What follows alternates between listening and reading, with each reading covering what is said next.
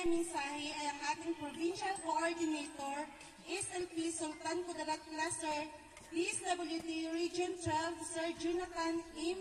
Mandi, by his representative, Michael Cervantes, Project Development Officer 2. Sir.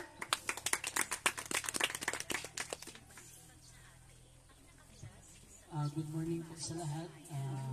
In behalf po ni Sir Jonathan Mandi, si Michael Cervantes, isang Project Development Officer 2. Binabati ko po ng magandang umaga po yung ating kagawad si Ma'am Faye Gregorio, si Ma'am Jenidu Maldo, Community Educator, at si Ma'am Grace Ubaldo. Good morning po.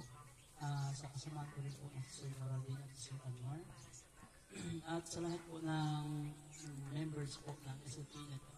Una po sa lahat, ako po yung pinapakot po yung pag-congrats po sa inyo na natagumpayan nyo na mapatayo yung negosyo nyo na pananag-stang. Kaya po lang sabi ni Ma'am Elin na sana po masustain natin ito hanggang sa makaya natin. Huwag po natin isipin na itong negosyo na ito is sa atin. Isipin natin ito sa future ng mga anak natin, ng magiging anak ng anak natin.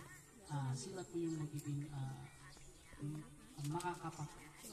maging mas kinabangan nila. Hindi lang po tayo. So tayo yung nag-umpisa, isipin natin na sino yung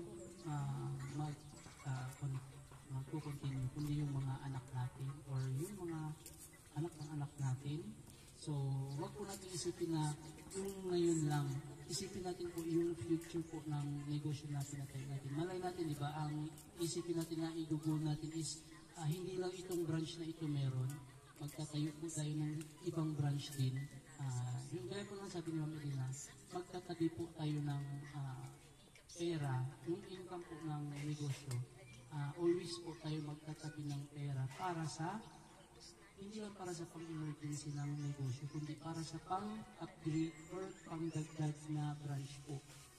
Isipin po natin yun, magdadagdag tayo ng branch, papalaguin natin ito. Tsaka, yung pong sa sinasabi sa DSWD po, mas lalong tinutulungan ng DSWD yung mga nagpo-pursige. Pero yung mga nag-stop, hindi na nagpatuloy. So, binibigyan naman sila ng mga technical assistance or saan sila patuloy.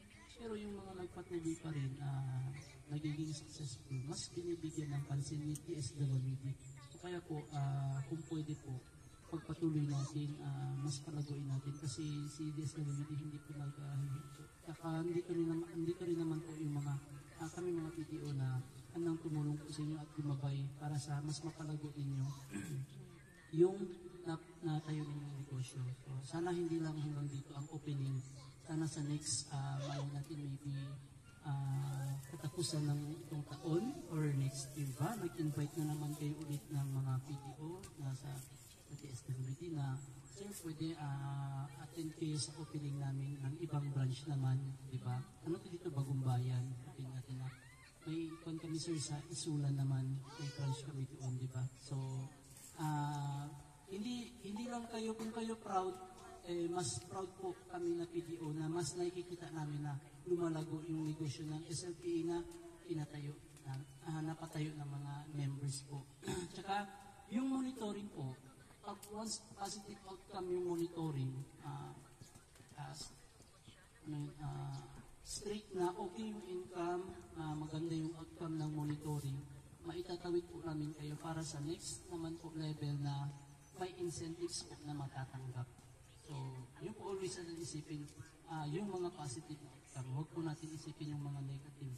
Siyempre, along the way, may encounter tayo mga problema, mga challenges, kaya nga nandito tayo as a group kasi magtutulong-tulungan po tayo. Hindi lang yung isa yung magpo-problema, hindi lang isa yung mag-solusyon, kundi grupo po tayo na itatawid natin yung mga problema na darating po sa atin. Yun lang po, maraming salamat po.